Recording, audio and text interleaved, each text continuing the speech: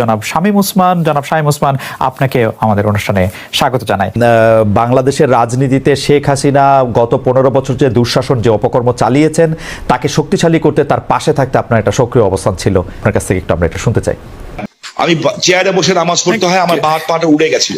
শেখ হাসিনা জনরোষে বাংলাদেশ থেকে বিতাড়িত, রাজনীতির এই পরিবর্তনটা আপনি আসলে কিভাবে দেখছেন? ভালো মানুষগুলি রাজনীতি থেকে দূরে সরে যায়, এই কারণে অফকোর্স একটা ভ্যাকুয়াম সৃষ্টি হয় রাজনীতিতে, কারণ সতের কাছে একটা সাধারণ শিশুর কাছেও চলে গিয়েছিল এবং এই লাস্টে যে গণহত্যাগুলি, তো আমি সেটাই বলবো যে আপনার একটা সক্রিয় অবস্থান ছিল, আপনার কাছ থেকে একটু আমরা এটা শুনতে চাই। ভারতে পলাতক আছেন মাননীয় প্রধানমন্ত্রী শেখ হাসিনা, এবং আমি বিষয়টাকে আগের থেকে আজ করছিলাম যে এরকম কিছু একটা ঘটনা ঘটতে পারে। আমি এই কথা দিয়ে এটা প্রমাণ করতে চাই না যে ওনারা করেছেন দেখে আমাকে করতে হবে, এটা আমি বলতে চাই না। আমাকে দলের থেকে জানানো হয়, সরকার প্রধান থেকে প্রধানমন্ত্রী জানান যে আমার উপরে হামলা হবে। ইট ইজ ট্রু যে আমাকে দেশ ছেড়ে যেতে হয়েছে, এবং আমি যে দেশ ছেড়ে গেছি সেটা জাতির পিতার কন্যা মাননীয় প্রধানমন্ত্রীর একবার না কয়েকবারের নির্দেশের পরিপ্রেক্ষিতে। আমি আমাদের সজীব ওদের জয় একটা ফেসবুকে এই যে আমেরিকা গত 2 দিন আগে একটা স্ট্যাটাস দিয়েছেন, 3-4 দিন আগে, অধ্যাপক ইউনূস শান্তির জন্য নোবেল পুরস্কার দেওয়া হয়, যাদেরকে আমরা শ্রদ্ধা করি এবং সারা জীবন করবো। ট্রু যে এই এরা অনেক ভালো কাজ করেছে, এবং আমি নিজেও চাই যে ভোটের অধিকার হোক।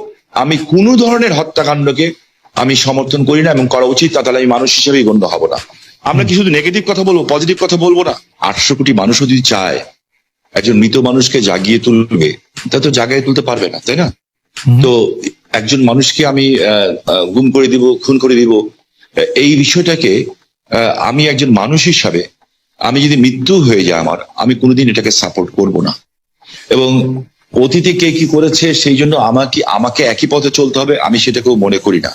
এদের দ্বারা অনেক সব শ্রেণী পেশার মানুষের মধ্যে ভালো খারাপ আছে, আমরা কি এই কথা বলতে পারি না? ইয়েস, আমি বলছি না যে Awami League is a perfect, only perfect party in the whole world কিংবা ইন বাংলাদেশ।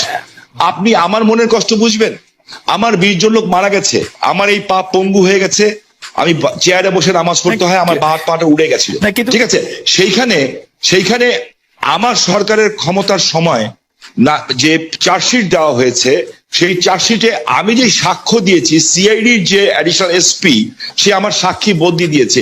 আপনি নিজেও লয়ার ছাত্র, আমিও লয়ার ছাত্র, আমি বলেছি this is not my witness. আমি চাই না যে একটা ছাত্র সারা বছর লেখাপড়া করলো, সেও পরীক্ষায় পাশ করলো, আরেকজন পড়ালেখা করলো না, সেও পাশ করলো, এটা আমি চাই না।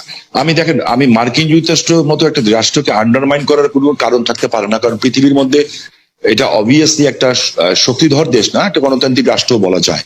যে আমার কাছে না কিছু মাঝে মাঝে অবাক লাগে যে মানুষের চরিত্রটা দেখতে, পৃথিবীর সব দেশের চরিত্র দেখতে ভালো লাগে। আমার কাছে মাঝে মাঝে আশ্চর্য হই যে আমরা কত রঙের মানুষ, যে আমরা আর কত নেগেটিভ কথা বলবো। আমরা পরে যখন আবার আপনার কাছে আসবো, বিএনপির সাথে বর্তমান আপনার সম্পর্ক এবং সেইটা নিয়ে আমরা কথা বলবো, তার আগে আমরা একটু জনাব আন্দালিব রহমান পার্থের সাথে আমরা একটু কথা বলতে চাই। জনাব আন্দালিব রহমান পার্থ, আপনি একজন রাজনীতিবিদ হলেও আমি আপনাকে খুব রেট করি একজন রাজনৈতিক বিশ্লেষক হিসেবেও, যে মানে যেহেতু আপনি টক শোতে প্রচুর আপনাকে কথা বলতে হয়, অনেক প্রশ্নের জবাব দিতে হয় এবং অনেক ক্ষেত্রে আপনাকে বিভিন্ন ভবিষ্যতে কথা বলতে হয়, এবং এর অনেকগুলি আমার স্বীকার করতে দ্বিধা নেই, অনেকগুলি মিলেও যায়।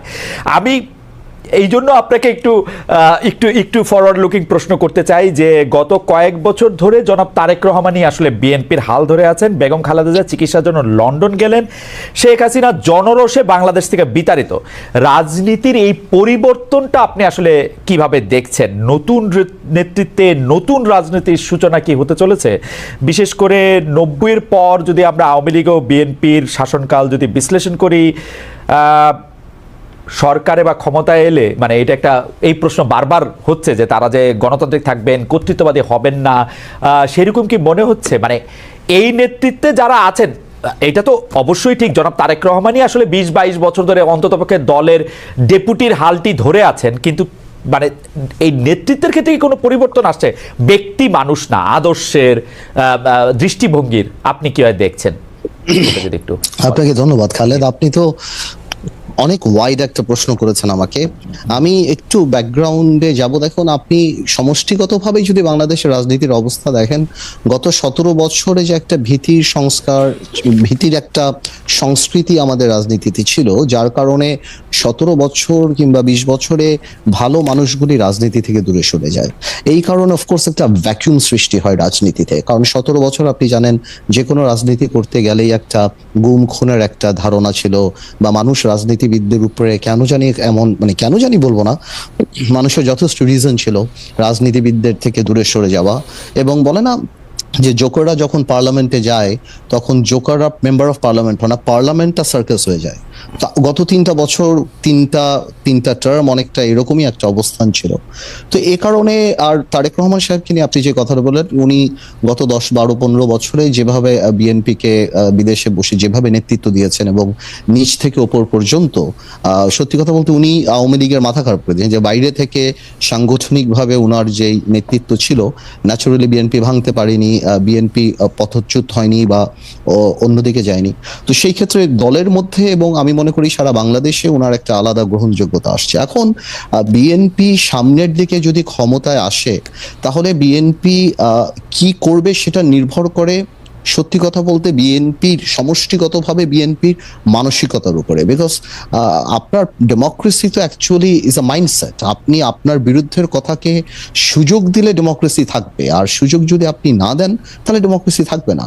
তো এটা সম্পূর্ণরূপে একটা মাইন্ডসেটের ব্যাপার। এখন বিএনপি যদি ওনার কর্মকাণ্ডে বা বিএনপির কর্মকাণ্ডে যদি সেই রিসিপিয়েন্ট বা ওই রিসিভিং এন্ডে থাকতে পারে, বা ওই মানসিকতা থাকতে পারে, এবং এই 17 বছর এত কিছু দেখার পরে যে আপনার রাষ্ট্র পরিচালনায় ব্যর্থতা বা পতন, বা যেটা পতন বলবো না, আওয়ামী লীগের তো, যেটা আমি আপনাকে আনঅফিসিয়ালিও বলেছি, যে আওয়ামী লীগ এমন একটা রাজনৈতিক দল যার বাংলাদেশে শুধু রাজনৈতিক পতন হয় না, এই সামাজিক পতনও হয়েছে।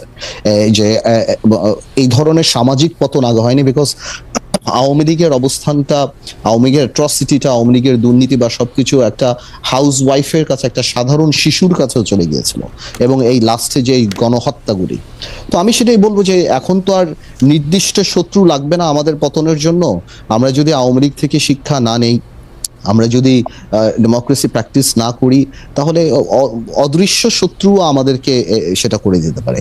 তো আমার মনে হয় ভবিষ্যৎ তো আর আমি বলতে পারবো না, এটা এর উপর নির্ভর করে। আজকে পর্যন্ত আমি আমার জায়গা থেকে বিএনপির সাথে যতখানি কথা বলছি, যতখানি রাজনীতি করছি, আমি যথেষ্ট অ্যাকোমোডেটিভ। এবং আপনি যদি ইদানিংও দেখেন, বিএনপির 31 দফা থেকে আরম্ভ করে অন্য সবকিছু, বিএনপি আমাদের সবার সাথেই কথা বলছে, সবার কাছ থেকে ড্রাফট নিচ্ছে, সবার কাছ থেকে উপদেশ নিচ্ছে, তারপর ওনারা এটা বাস্তবে আসছে। তো আমি যথেষ্ট অ্যাকোমোডেটিভ নেচার বিএনপির দেখতে পাচ্ছি। সো ইনশাল্লাহ আমি প্রোগ্রেসিভ থিঙ্কিং, আমি মনে করি আর খারাপ কি হবে, ইনশাল্লাহ ভালোই হবে। এখনকার গুম খুন নিয়ে আপনি আসলে কি বলবেন? যে সরকারের জায়গা থেকে এটি বারবার অস্বীকার করা হচ্ছে, কিন্তু এটি একটি বাস্তবতা। এই বাস্তবতাকে শামীম ওসমান কিভাবে দেখে, আমাদের যদি খুব সংক্ষেপে একটু বলতেন। আমি আপনাকে একটা জিনিস স্পেসিফিক্যালি বলতে চাই খুব পরিষ্কার ভাবে। আমি একজন হিউম্যান বিং হিসাবে আমি কোনো ধরনের হত্যাকাণ্ডকে আমি সমর্থন করি না, এবং করা উচিত তা, তাহলে আমি মানুষ হিসেবেই গণ্য হব না। আমরা কোনো খারাপ জিনিসকে আমরা আশা করি না। আমার যে বক্তব্যটা হচ্ছে, আমি কোনো কিছু গোপন করে কথা বলতে শিখি নেই, কারণ আমি সাদাকে সাদা বলার, কালাকে কালো বলার। বাট আমার তার আগে আপনার মাধ্যমে, খালেদ ভাই, আমি কালকে বাঁচবো না জানি না, আপনি একটা ভালো জায়গায় আছেন, জার্মানি একটা ডয়েচ টেলিভিশনের সাথে আছেন। আমি আপনার কাছে অ্যাপিল করছি, রিকোয়েস্ট করছি, আমি যদি অ্যাম্বাসাডারদের সাথে কথা বলতে পারি, কিংবা বিদেশে যেয়ে যদি বড় বড় মন্ত্রী মিনিস্টারের সাথে কথা বলতে পারি, আমি কিছু অভিযোগ দিব। নারায়ণগঞ্জে 7 মার্ডার হলো, আমি কিন্তু উইদিন 45 মিনিটসের মধ্যে, 45 মিনিটের মধ্যে দেশের সর্বোচ্চ জায়গায় আমি এই খবরটা পৌঁছেই দেই। কারণ আমার কাছে খবর এসেছিল যে এই ঘটনা র্যাব দ্বারা সংঘটিত হয়েছে, র্যাবের কিছু মানুষ দ্বারা সংঘটিত হয়েছে, এই মেজর আরিফ সহ এরকম যারা আছে। বিকজ তারা ডিস্ট্র্যাক্ট হয়ে গেছিল, যেহেতু আমি এলাকার মানুষ, আমাকে সবকিছু খবর রাখতে হয়, এবং আমি স্বরাষ্ট্রমন্ত্রী মহোদয়কেও জানিয়েছিলাম বিষয়টা, যে something is going on. But এত বড় দুর্ঘটনা হবে এটা আমি বুঝতে পারিনি। কিন্তু দেখেন, যখন এই ঘটনা ঘটলো, আমি কিন্তু আমার ভয়েস রেজ করেছি, এবং এই জন্য আমার জীবনের শঙ্কা ছিল। জনাব শামীম ওসমান, আপনার নিশ্চয়ই মনে আছে একরামুল বলে চট্টগ্রামের একজন কাউন্সিলর, তার মেয়ে যখন বলছিল, বাবা তুমি কান্না করছো যে, এবং তারপরে যখন তাকে গুলি করে হত্যা শব্দ আমরা শুনলাম, সেই সময়ের মধ্যে কিন্তু আমরা অনেকেই বলছিলাম যে এইখানেই এটি শেষ হওয়া উচিত, কিন্তু এটি আসলে শেষ হয় নাই। জনাব শামীম ওসমান। জি, আমি আপনার সাথে 100% একমত। একজন মানুষকে আমি গুম করে দিব, খুন করে দিব, এই বিষয়টাকে আমি একজন মানুষ হিসাবে আমি যদি মৃত্যু হয়ে যায় আমার, আমি কোনোদিন এটাকে সাপোর্ট করব না। এটার চেয়েও বড় সত্য হচ্ছে এত বড় বড় উচ্চ পদস্থধারীরা এখনো কিন্তু জেলখানায় আছেন। যেমন বিএনপির নেতা সালাউদ্দিন সাহেব, ওনাকে গুম করা হয়েছে, খুন করা হয়েছে বলা হলো, ঠিক আছে। তো বিএনপি নেতা সালাউদ্দিন সাহেবকে তো পাওয়া গেল ভারতে। আমার চোখের সামনে যখন নারায়ণগঞ্জে একটা পরিবার আগুন দিয়ে বাসে পুড়িয়ে মেরে ফেলা হলো, আমার চোখের সামনে নারায়ণগঞ্জের যাত্রাবাড়িতে বাসে শুয়েছিল ড্রাইভার আর কন্ট্রাক্টর, তাকে আগুন দিয়ে পুড়িয়ে মারে হলো। ওস্তাদকে মাথাতে যে কন্ট্রাক্টর পুড়িয়ে ফেলো, 85 জন মানুষকে পুড়িয়ে ছাই করে দেওয়া হলো। এটার নাম রাজনীতি? আর তাদের বিচার হলো না কেন?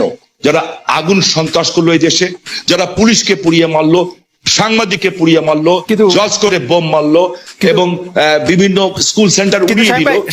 আমি এই সরকারের কাছে প্রশ্ন রাখতে চাই, এই সরকার ন্যায় বিচার কেন করছে?